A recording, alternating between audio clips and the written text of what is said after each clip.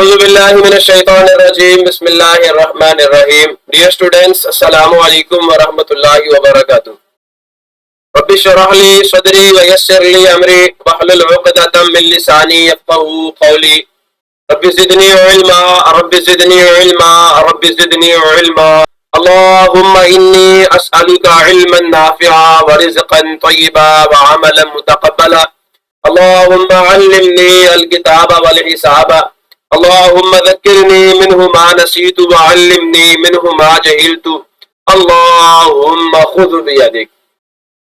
अल्लाह रब्बुल इज़्ज़त से खैर की दुआएं मांगते हुए और इस बात का यकीन करते हुए कि अल्लाह पाक ने हमें खैरें अता कर दी, आज हम अपना CSS का नया लेक्चर स्टार्ट करने जा रहे हैं। और आज के इस लेक्चर में जो हमारी गुफ्तगू है हुज़ूरे वाला, वो टेक्स्ट की प्रॉपर्टीज में सेकंड प्रॉपर्टी जिसे हम टेक्स्ट अलाइन की प्रॉपर्टी कहते हैं, उससे रिलेटेड आज हमारी डिस्कशन है। टेक्स्ट की प्रॉपर्टीज जो है उनमें हमने कल कलर को डिस्कस कर लिया था। आज सेकंड प्रॉपर्टी जो टेक्स्ट से रिलेटेड है, आज हमने उसको डिस्कस करना है और वो प्रॉपर्टी टेक्स्ट अलाइन की है।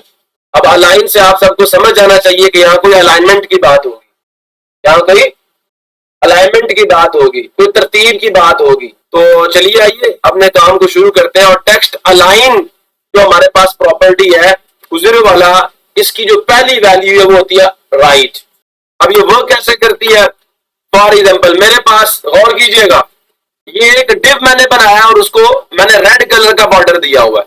पहले समझे चीज को, कौन सा बॉर्डर दिया हुआ है, और उसके अंदर मैंने एक हेडिंग बनाई हुई है H1 और साथ ही मैंने एक पैराग्राफ दिया हुआ है।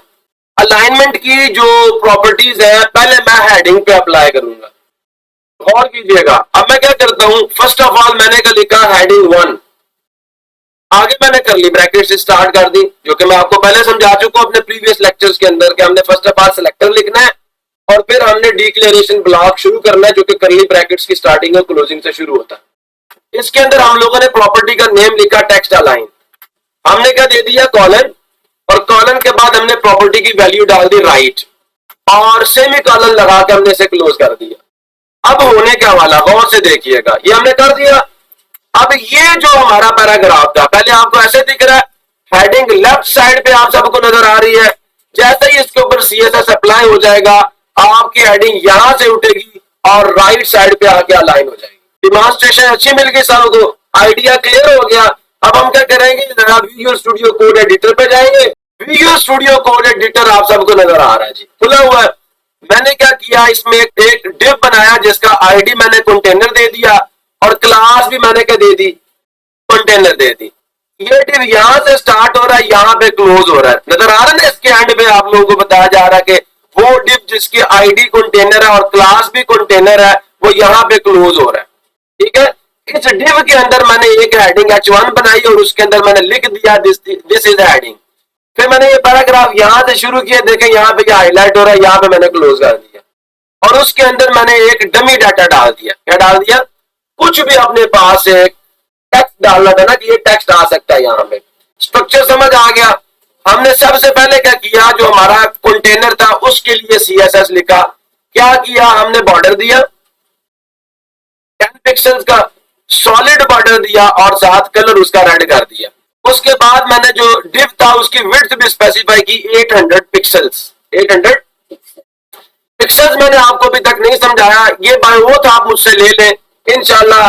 आगे आने आज के लेक्चर में इंशाल्लाह, आगे तो बहुत दूर की बात है, आज के लेक्चर में इंशाल्लाह मैं आपको पिक्सल्स के बारे में समझा दूंगा, जो लेंथ के यूनिट्स हैं उनके बारे में मैं आपको समझा दूंगा।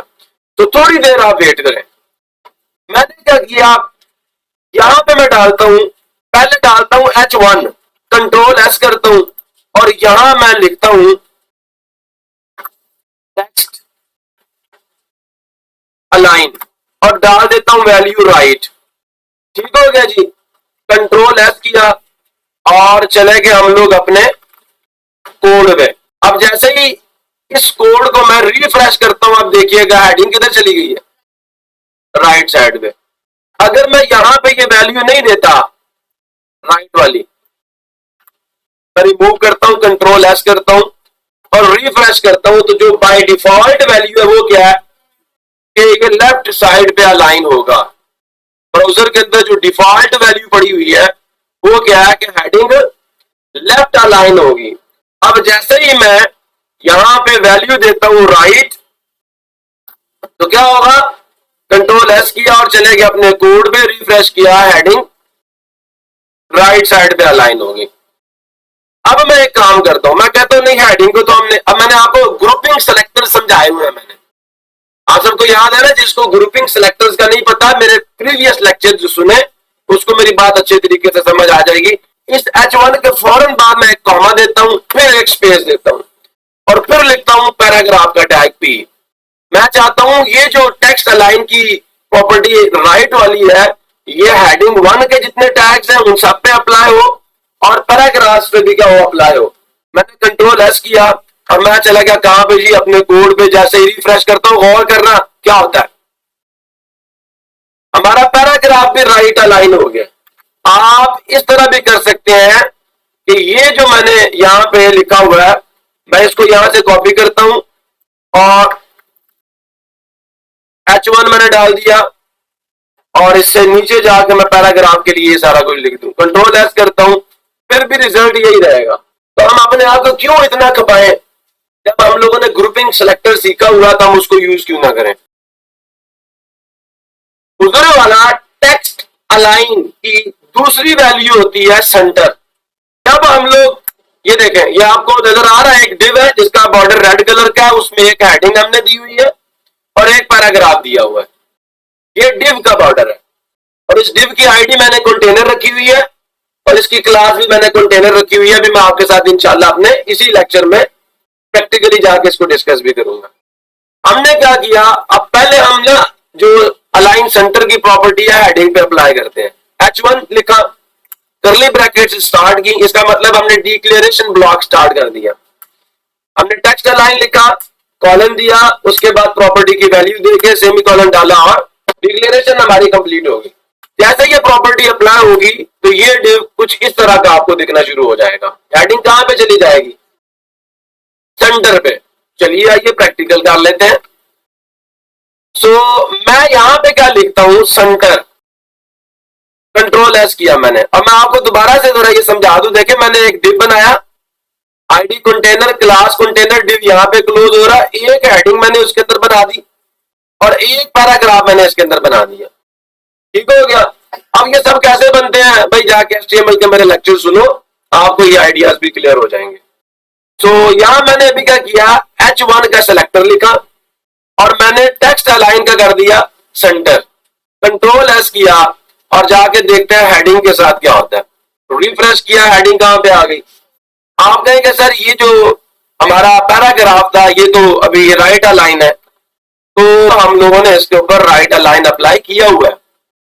अगर मैं इसको यहां से रिमूव कर देता हूं, कंट्रोल एस करके अपने डॉक्यूमेंट को सेव करता हूं और जाके जैसे ही मैं अपने पेज को रिफ्रेश करूंगा तो जो बाय डिफॉल्ट वैल्यू होती है वो पैराग्राफ के ऊपर अप्लाई हो जाएगी, पैराग्राफ लेफ्ट अलाइन हो जाएगा, जो कि अभी आपने देख भी लिया। अब हम लोग क्या करते हैं, पैराग्राफ के ऊपर भी टेक्स्ट अलाइन सेंटर कर देते हैं और देखते हैं पैराग्राफ के साथ अभी क्या होगा। हमने प्रॉपर्टी का नेम लिख दिया, प्रॉपर्टी की वैल्यू लिख दी और कंट्रोल एस किया और चले गए अपने वेब पेज पे। जैसे ही हम अपने वेब पेज को रिफ्रेश करेंगे कुछ हुआ, अब हमारा पैराग्राफ सेंटर अलाइन हो। देखें ये लाइन बिल्कुल सेंटर में आ रही है, पहली लाइन भी सेंटर में, दूसरी भी सेंटर में, तीसरी भी सेंटर में और चौथी भी किसमें, सेंटर में। तो मेरे ख्याल में आपको आइडिया क्लियर हो गया।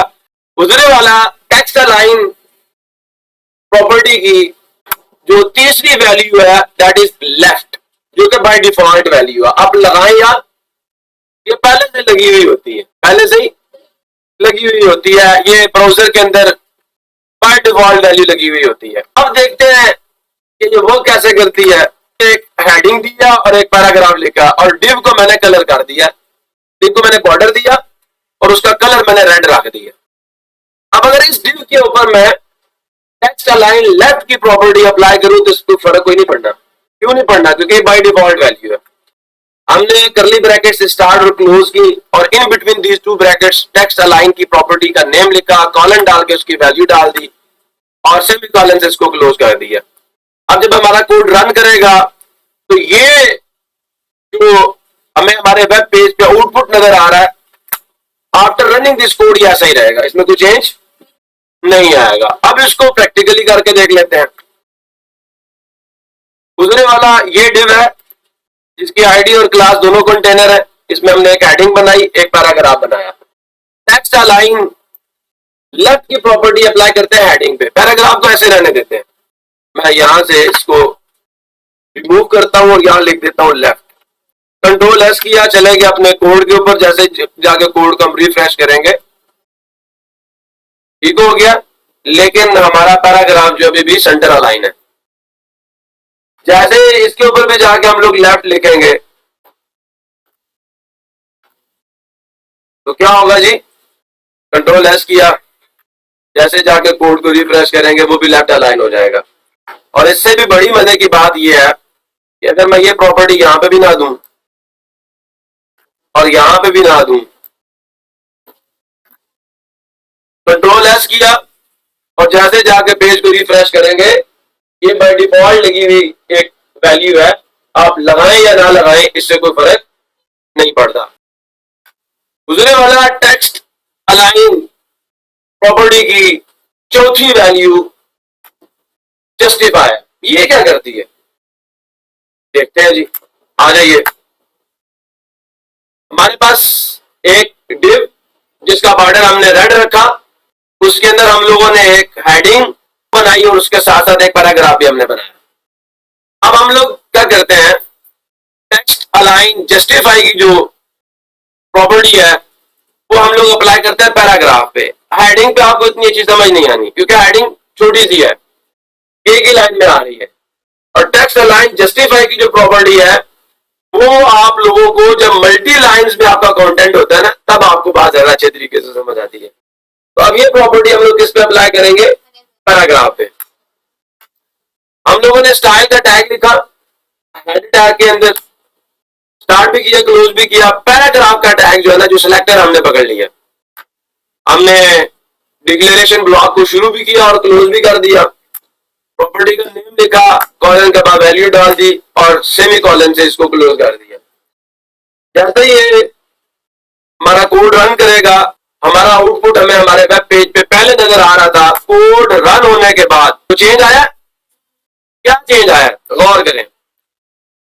इस लाइन की लेंथ, इस लाइन की लेंथ और इस लाइन की लेंथ में फर्क है नहीं है, ऐसा ही है। कोई लाइन बड़ी है, कोई लाइन छोटी है। हम चाहते हैं हमारे टेक्स्ट की तमाम लाइंस की लेंथ सेम हो, ना कोई बड़ी हो ना कोई छोटी हो। तो ये काम कौन सर अंजाम देता है, टेक्स्ट अलाइन जस्टिफाई, ये वाला काम सर अंजाम देता है। अब देखिए आपको बात अच्छे तरीके से समझ आएगी। लेकिन आप लोगों के माइंड में एक और सवाल पैदा होना चाहिए कि ये लास्ट लाइन के ऊपर क्यों नहीं अप्लाई हुआ। लास्ट लाइन के ऊपर क्यों नहीं अप्लाई हुआ, तो हुजूर वाला इसका जवाब ये है कि सीएसएस के अंदर जो लास्ट लाइन होती है ना, उसके लिए अलग टेक्स्ट अलाइन लास्ट की प्रॉपर्टी है। ये जो लास्ट लाइन होती है ना, इसकी अलाइनमेंट के लिए एक और प्रॉपर्टी है जिसे टेक्स्ट अलाइन लास्ट कहते हैं। अभी मैं आपको करके दिखाता हूं। आखिरी लाइन को कुछ भी नहीं हुआ, पहले हम इसके ऊपर अप्लाई करते हैं और फिर बाकियों के ऊपर। पहले इसको हम डिस्कस कर लेते हैं और फिर इंशाल्लाह लास्ट लाइन वाली जो प्रॉपर्टी है उसको भी डिस्कस करते हैं। तो आ जाइए जी कोड के ऊपर। ये हेडिंग 1 का जो हमारे पास सीएसएस लिखा, मैं इसको रिमूव कर रहा हूं। यहां जाके मैं लिखता हूं जस्टिफाई, कंट्रोल एस किया, चले गए हम लोग अपने वेब पेज पे, कोड को रिफ्रेश किया, चेंज आया, समझ आ गई। लास्ट लाइन पे कोई फर्क नहीं पड़ा। अब इसका फर्क कैसे पड़ेगा, आ जाइए इसको भी कंट्रोल करते हैं जी। तो इसको समझने के लिए, लास्ट लाइन को समझने के लिए हम लोग क्या करेंगे, अब लास्ट लाइन की अलाइनमेंट को कंट्रोल करेंगे। ठीक है जी, कैसे, ये लास्ट लाइन देख लें, ठीक है, इस पे कोई फर्क नहीं पड़ा। और इस लास्ट लाइन की अलाइनमेंट को हम लोग क्या करेंगे, अब कंट्रोल करेंगे टेक्स्ट अलाइन लास्ट के जरिए से। तो यहां पे आप देखेंगे, यहां पे कोई फर्क नहीं पड़ा लास्ट लाइन पे, बाकी सारी लाइनों की लेंथ सेम हो गई है। अब हुजूर वाला लास्ट लाइन की अलाइनमेंट को कंट्रोल करने के लिए हमें सीएसएस की एक और प्रॉपर्टी पढ़नी पड़ेगी। हमें सीएसएस की एक और प्रॉपर्टी जो कि टेक्स्ट अलाइन लास्ट है, और ये लास्ट लाइन की अलाइनमेंट को कंट्रोल करती है। टेक्स्ट अलाइन लास्ट की भी कुछ वैल्यूज है। कौन कौन सी? पहली हम समझेंगे यहां जस्टिफाई। क्यों? क्योंकि जो प्रीवियस हमारी प्रॉपर्टी थी टेक्स्ट अलाइन जस्टिफाई, मैं चाहता हूं ये भी उसके साथ मिलकर आपको जरा अच्छे तरीके से समझ आ जाए। ठीक हो गया जी? आ जाइए जरा कोड में। ये कोड है आपका। हमारा कोड जब रन करता है, मतलब ये हमारा डिव है, ये इसके अंदर हेडिंग है, ये पैराग्राफ है। हम चाहते हैं कि हम टेक्स्ट अलाइन जस्टिफाई की प्रॉपर्टी पैराग्राफ पे अप्लाई करें। हमने क्या किया? पैराग्राफ का टैग लिखा, डिक्लेरेशन ब्लॉक शुरू किया, टेक्स्ट अलाइन जस्टिफाई लिख दिया। पहली प्रॉपर्टी मैंने दे दी। इससे क्या होगा? पैराग्राफ की जो लास्ट लाइन है उसको छोड़ के बाकी सारी की सारी जो लाइंस है उनके ऊपर टेक्स्ट अलाइन जस्टिफाई की प्रॉपर्टी अप्लाई हो जाएगी। अब हम क्या करते हैं? लिखते हैं टेक्स्ट अलाइन लास्ट, और फिर कॉलम दे के हम लोग उसकी वैल्यू डालते हैं जस्टिफाई। और अब हम इसको क्लोज करते हैं। जब ये कोड रन करेगा तो यही आपका पैराग्राफ जो आपको नजर आ रहा है अपने वेब पेज के ऊपर, उसमें एक चेंज आएगा। क्या चेंज आएगा? लास्ट लाइन को देख रहे हैं आप लोग? चेंज आया नहीं आया? उसकी लेंथ भी ऊपर वाली लाइंस की लेंथ के बराबर हो गई है। तो जस्टिफाई की प्रॉपर्टी क्या करती है? ये लाइंस को स्ट्रेच करके क्या करती है? उनकी लेंथ को बराबर कर देती है। कि जब हम टेक्स्ट अलाइन लास्ट लाइन के ऊपर हम लोग जस्टिफिकेशन की प्रॉपर्टी अप्लाई करते हैं तो किस तरह का रिजल्ट आएगा। अब अच्छा लग रहा है, बुरा लग रहा है, हम नहीं लगाएंगे अगर बुरा लग रहा है तो, लेकिन समझना तो है ना। हमने टेक्स्ट अलाइन जस्टिफाई पैराग्राफ पे अप्लाई किया हुआ था, लेकिन जैसे हम यहां पे टेक्स्ट अलाइन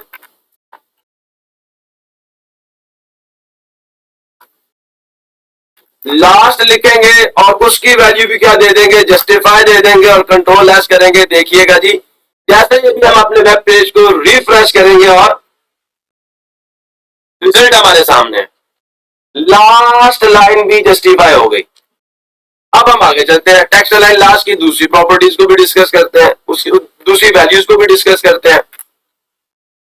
अब दूसरी वैल्यू क्या? राइट। क्या क्या करेंगे? ये हमारे पास हमारा वेब पेज है जिसमें एक डिव जिसका बॉर्डर क्या रेड लगा हुआ हमने, उसके अंदर एक हेडिंग मौजूद है, एक पैराग्राफ मौजूद है। हम लोगों ने पैराग्राफ के ऊपर टेक्स्ट अलाइन जस्टिफाई की प्रॉपर्टी यूज की है। पैराग्राफ का टैग लगाया, डिक्लेरेशन ब्लॉक स्टार्ट किया, टेक्स्ट अलाइन जस्टिफाई की प्रॉपर्टी पैराग्राफ पे अप्लाई कर दी, जो कि उसकी शुरू की तमाम लाइनों पे अप्लाई होगी, लास्ट लाइन पे अप्लाई नहीं होगी। अब लास्ट लाइन जो है टेक्स्ट अलाइन लास्ट लाइन की अलाइनमेंट को कंट्रोल करती है। हमने टेक्स्ट अलाइन लास्ट लिखा, कॉलम डाला और वैल्यू डाल दी राइट, क्लोज कर दिया सेमी कॉलम लगा के। जैसे ही ये कोड रन करेगा, अब ये जो वेब पेज पे में कोड नजर आ रहा था आफ्टर रनिंग, ये कुछ इस तरह का नजर आएगा। क्या हुआ? ये जो लास्ट पे आपको टेक्स्ट नजर आ रहा है लेफ्ट अलाइन, अब क्या हो गया? राइट अलाइन हो गया। And this is obvious to you, यही आप सबको दिख रहा है लास्ट लाइन के अंदर कि अब लास्ट लाइन जो है वो राइट अलाइन हो चुकी है। हम इसको भी प्रैक्टिकली इंप्लीमेंट करके देख लेते हैं। चले जाते हैं अपने वीएस कोड में। बाकी लाइनों पे तो टेक्स्ट अलाइन जस्टिफाई लगा हुआ है, लास्ट लाइन पे हम लोग लिख देते हैं क्या जी? राइट। कंट्रोल एस किया, जैसे ही कोड को रिफ्रेश करेंगे क्या हुआ? लास्ट लाइन में मौजूद टेक्स्ट राइट अलाइन हो गया। अब ये कोई थोड़ा सा बेटर दिख रहा है। ठीक है जी। तो अभी आगे इसकी एक और वैल्यू है, गुजरे वाला टेक्स्ट अलाइन लास्ट की, जो मैं आपसे डिस्कस करने जा रहा हूं। लास्ट वैल्यू असल में ये लास्ट नहीं है, लेफ्ट भी होती है इसकी वैल्यू, जो कि बाय डिफॉल्ट वैल्यू है। ठीक है, वो भी हम डिस्कस करेंगे। लेकिन इसकी जो थर्ड वैल्यू है वो क्या है जी? सेंटर। अब हम लोग क्या करते हैं? पैराग्राफ, ये हमारा पैराग्राफ भी आपको नजर आ रहा है, हेडिंग भी नजर आ रही है, और ये दोनों चीजें किसमें मौजूद है? एक डिव में मौजूद है, जिसकी क्लास और जिसकी आईडी कंटेनर है। ठीक हो गया। अब हम क्या करते हैं? स्टाइल का टैग देते हैं हेड के अंदर, पैराग्राफ का टैग लिखा जो कि एक सिलेक्टर है, इसके अंदर हम लोग टेक्स्ट लाइन की जो वैल्यू है वो दे देते हैं जस्टिफाई, जो कि पैराग्राफ की शुरू की तमाम लाइनों पे अप्लाई होगी, मां सवाए लास्ट लाइन के, आखिरी लाइन को छोड़ के। आखिरी लाइन की सीएसएस को या अलाइनमेंट को हमने कंट्रोल करना है, टेक्स्ट लाइन लास्ट लिखेंगे और उसकी वैल्यू दे देंगे सेंटर और क्लोज कर देंगे। अगर ये कोड रन करेगा तो ये जो आपके वेब पेज पे आपको हेडिंग और पैराग्राफ नजर आ रहा है शुरू में, जैसे ही कोड रन करेगा तब क्या होगा जी, ये वाली लाइन जो आपको कहां नजर आ रही है, लेफ्ट अलाइन है ना लास्ट लाइन, ये सेंटर अलाइन हो जाएगी और ये जरा ब्यूटीफुल दिखता है। ठीक हो गया जी। तो ये लास्ट में आपको रिजल्ट भी बड़े अच्छे तरीके से नजर आ रहा है। गुजरने वाला टेक्स्ट अलाइन लास्ट की एक और वैल्यू जो कि लेफ्ट अलाइन होता है, और ये बाय डिफॉल्ट वैल्यू आप लगाएं या ना लगाएं कोई फर्क नहीं पड़ता। ये हमारे वेब पेज पे हमें हमारा एक डिव, उसके अंदर मौजूद एक हेडिंग और एक पैराग्राफ हमें नजर आ रहा है। डिव का बॉर्डर हमने रेड कलर का लगाया हुआ है 10 पिक्सल्स का। गुजरने वाला हम लोग क्या करते हैं, पैराग्राफ के ऊपर अब लास्ट अलाइन या टेक्स्ट अलाइन लास्ट की जो हमारी प्रॉपर्टी है उसकी वैल्यू लेफ्ट अप्लाई करते हैं। क्या कोई रिजल्ट आता नहीं आता देखते हैं जी। हम लोगों ने पैराग्राफ का टैग पकड़ा, कर्ली ब्रैकेट से स्टार्ट की, क्लोज की, मतलब डिक्लेरेशन ब्लॉक हमने स्टार्ट कर लिया, टेक्स्ट अलाइन जस्टिफाई लिख दिया जो कि पैराग्राफ की सब लाइनों पे अप्लाई होगा मां सवाए आखिरी लाइन के, उसको छोड़ के। फिर हमने टेक्स्ट अलाइन लास्ट लिखा जो कि लास्ट लाइन की अलाइनमेंट को कंट्रोल करेगा, हमने इसकी वैल्यू दे दी लेफ्ट और हमने इसकी क्लोजिंग भी दे दी। अब जब ये कोड रन करेगा तो ये जो हमें हमारा कोड हमारे वेब पेज पे नजर आ रहा है, आफ्टर रनिंग दिस कोड ये ऐसा ही नजर आएगा, कोई फर्क नहीं पड़ेगा। सो हम इसको भी प्रैक्टिकली इंप्लीमेंट करके देख लेते हैं। यहां जहां हमने राइट लिखा वहां हम जाके क्या डाल देंगे, लेफ्ट। कंट्रोल एस किया और जाके हम अपने कोड को रिफ्रेश करते हैं तो हमारा जो टेक्स्ट पहले सेंटर पे मौजूद था अब कहां चला गया। और अगर मैं ये लेफ्ट नहीं भी लिखता तो क्या कोई फर्क पड़ेगा, कंट्रोल एस किया जाके कोड को हम रिफ्रेश करेंगे तो बिल्कुल फर्क नहीं पड़ने वाला। तो टेक्स्ट अलाइन लास्ट में मेरे ख्याल में मैंने अच्छे तरीके से आप सबको क्लियर कर दिया है। तो चलते हैं जी नेक्स्ट टॉपिक की तरफ। नेक्स्ट प्रॉपर्टी, टेक्स्ट प्रॉपर्टीज में अभी तक हमने 3 प्रॉपर्टीज डिस्कस कर ली हैं। अभी चौथी प्रॉपर्टी है वो टेक्स्ट ट्रांसफॉर्म की है। टेक्स्ट ट्रांसफॉर्म की प्रॉपर्टी क्या करती है, गुजरने वाला आइए इसको भी देखते हैं, इसकी कितनी वैल्यूज है, वो वैल्यूज क्या करती हैं। टेक्स्ट ट्रांसफॉर्म अगर मुख्तसरन आपको बताऊं तो ये हमारे टेक्स्ट को कैपिटलाइज कर देती है, लोअर केस में कन्वर्ट कर देती है, अपर केस में, बड़े अल्फाबेट्स में कन्वर्ट करेगी, छोटे अल्फाबेट्स में कन्वर्ट करेगी, या हर जो हमारा सेंटेंस है उसके फर्स्ट लेटर को कैपिटलाइज कर देगी। कैसे करेगी जब मैं करके दिखाऊंगा ज्यादा आपको समझ आएगा। ज्यादा बोलने से बेहतर है मैं आपको इसकी एक्सप्लेनेशन दूं। टेक्स्ट ट्रांसफॉर्म की सबसे पहली वैल्यू क्या होती है, लोअर केस। ये हमारा एक डिव जिसका रेड बॉर्डर आप सबको नजर आ रहा है, इसके अंदर एक हेडिंग है और एक पैराग्राफ। ठीक हो गया जी। हम लोगों ने क्या करना है, हेडिंग के ऊपर फर्स्ट ऑफ ऑल हम लोअर केस अप्लाई करते हैं। ठीक है, आ जाइए। हमने हेडिंग पे टैग दिया, H1 सिलेक्टर ले लिया, डिक्लेरेशन ब्लॉक शुरू कर लिया और उसके अंदर हमने लिखा टेक्स्ट ट्रांसफॉर्म, कॉलन देने के बाद वैल्यू दे दी लोअर केस और सेमी कॉलन लगा के इसको क्लोज कर दिया। उम्मीद है मेरी बात अब आप बच्चों को अच्छे तरीके से समझ आ चुकी होगी। अब चलते हैं नेक्स्ट टॉपिक की तरफ। तो जैसे ही ये कोड रन करेगा, ये जो पहले हमें हमारे वेब पेज के ऊपर हमारा कंटेंट दिख रहा था after the application of the CSS, ये कुछ इस तरह का हमें दिखेगा। चेक करें, यहाँ पे टी कैपिटलाइज था, अब कोई लेटर कैपिटलाइज नहीं रहा, सारे किसमें कन्वर्ट हो गए, स्मॉल। उम्मीद है मेरी बात आप लोगों को अब अच्छे तरीके से समझ आ चुकी है, और अगर आपको समझ नहीं आई तो आप कमेंट बॉक्स में लिखकर मुझसे पूछ सकते हैं। और ये देखें जी, आपको इस चीज़ का भी इफेक्ट भी यहाँ पे नजर आ रहा है। और चलिए आइए अब इस चीज़ को हम लोग प्रैक्टिकली इम्प्लीमेंट करते हैं। आ जाइए, यहाँ पे अब हम लोग क्या करेंगे, पैराग्राफ की जगह पे H1 का टैग जो हम उसे लिखेंगे और अब हम लिखेंगे टेक्स्ट ट्रांसफॉर्म।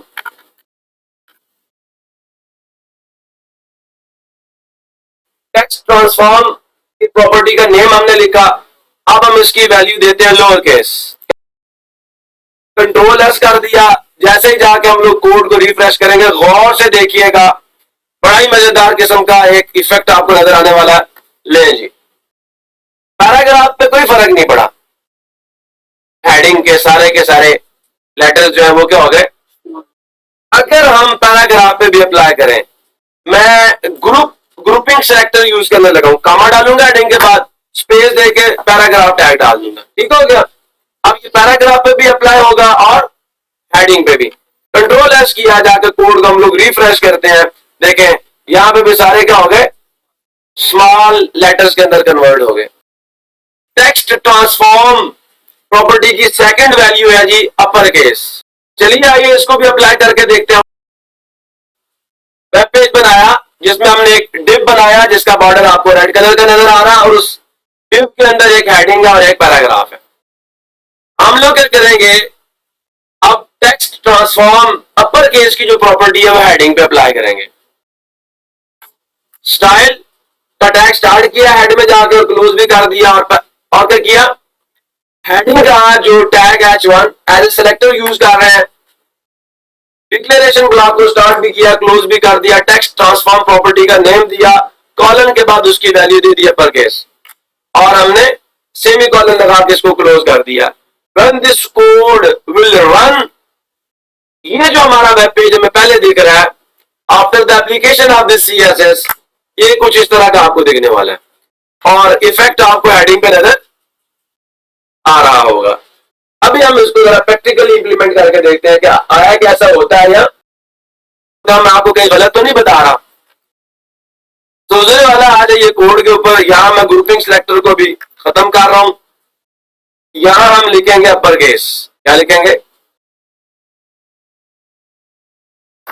अपर केस लिख दिया, कंट्रोल एस किया, और चले गए हम लोग अपने वेब पेज पे। अब जैसे ही हम अपने वेब पेज को रिफ्रेश करते हैं तो आप देख सकते हैं कि ये जितने भी लेटर्स थे सारे के सारे कैपिटलाइज हो चुके हैं। अपर केस का इफेक्ट अब हम लोग अप्लाई करेंगे पैराग्राफ पे, कॉमा डाल के हम लोग यहाँ पे पैराग्राफ का टैग लिखेंगे, कंट्रोल एस करके कोड को सेव करेंगे, और हम जाएंगे जब अपने वेब पेज की तरफ। जैसे ही जाके हम लोग अपने वेब पेज को रिफ्रेश करेंगे, आप लोग यहाँ पे देख सकते हैं कि ये देखें सारे के सारे लेटर जो पैराग्राफ के थे वो कैपिटलाइज हो चुके हैं।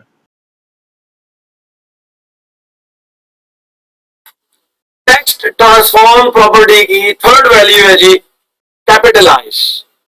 ये क्या करेगी, हर वर्ड के फर्स्ट लेटर को कैपिटल कर देगी, हर वर्ड के फर्स्ट लेटर को। जैसे ये मेरे पास लिखा है टेक्स्ट ट्रांसफॉर्म है फॉलोइंग वैल्यूज, ये टी को कैपिटल करेगी, ठीक है, एच को कैपिटल करेगी, एफ को कैपिटल करेगी, वी को कैपिटल करेगी।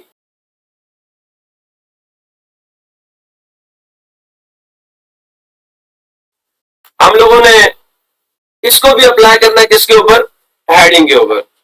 हम लोगों ने एक वेब पेज बनाया, उसमें एक डिव है जिसका ये बॉर्डर आपको रेड कलर का नजर आ रहा है, उस डिव में एक हेडिंग और एक पैराग्राफ है, और अब हम इसके ऊपर टेक्स्ट ट्रांसफॉर्म कैपिटलाइज की प्रॉपर्टी अप्लाई करने जा रहे हैं।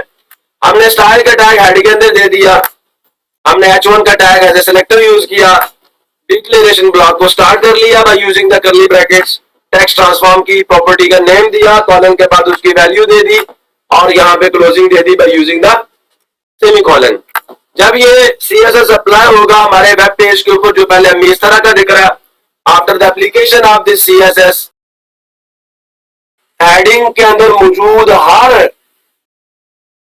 वर्ड का फर्स्ट लेटर कैपिटलाइज हो गया, and this effect is shown to you here. Practically इसको इंप्लीमेंट करके देखते हैं। आ जाइए, हम लोग क्या करते हैं, ग्रुपिंग सिलेक्टर को खत्म करते हैं, फर्स्ट ऑफ ऑल हेडिंग पे अप्लाई करते हैं, यहां पे हम लिखते हैं कैपिटलाइज। क्या लिखते हैं,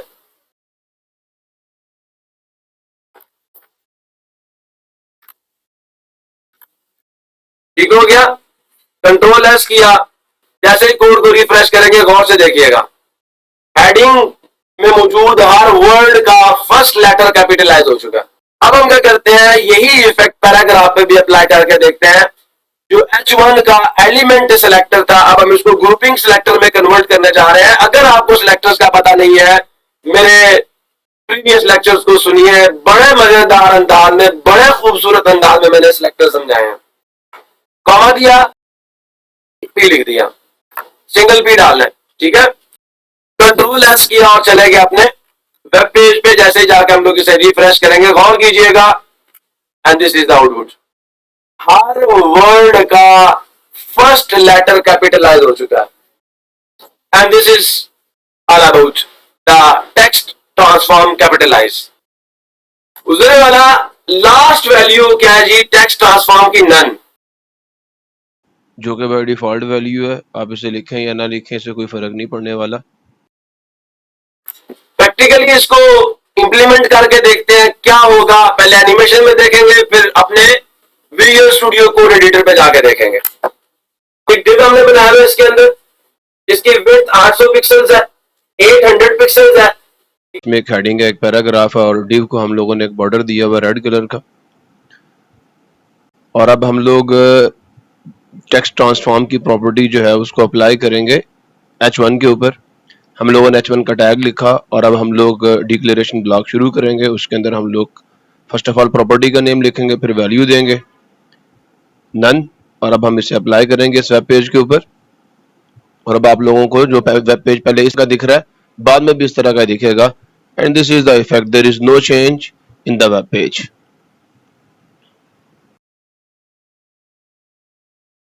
अब आ जाइए practical implementation of the code की तरफ। ये डिव है जिसका मैंने भी आपको बताया, यहाँ पे क्लोज हो रहा है, ये इसमें हेडिंग यहाँ से स्टार्ट, यहाँ पे क्लोज, ये पैराग्राफ यहाँ से स्टार्ट हुआ, यहाँ पे क्लोज हुआ। मैंने जिस लेटर को कैपिटल रखा है वो आपको वहां पे भी कैपिटल नजर आएगा, जिसको स्मॉल रखा है वो आपको वहां पे भी स्मॉल नजर आएगा। कंट्रोल एस किया और यहां पे जाके मैंने कैपिटलाइज की जगह पे नन दे दिया, ठीक हो गया। कंट्रोल एस किया, जैसे जाके कोड को हम रिफ्रेश करेंगे, नो इफेक्ट। और अगर हम नन नहीं भी देते,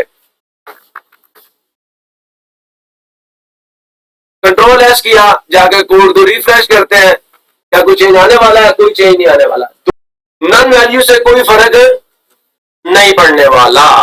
तो मेरे ख्याल में मैंने आप लोगों को टेक्स्ट ट्रांसफॉर्म की प्रॉपर्टी अच्छे तरीके से समझा दी है। हम वापस अपने मेन टॉपिक टेक्स्ट प्रॉपर्टीज पे आगे। अभी तक हमने टेक्स्ट की 4 प्रॉपर्टीज समझ ली हैं। कलर, कलर देने के कितने मोड्स हैं मैं आपको समझा चुका हूं। टेक्स्ट अलाइन कितनी वैल्यूज हैं समझा चुका हूं। इसका फंक्शन क्या है आपको बड़े अच्छे तरीके से समझा चुका हूं। टेक्स्ट अलाइन लास्ट का क्या फंक्शन है आपको समझा चुका हूं। टेक्स्ट ट्रांसफॉर्म का क्या फंक्शन है, कितनी वैल्यूज है, सब समझा चुका हूं।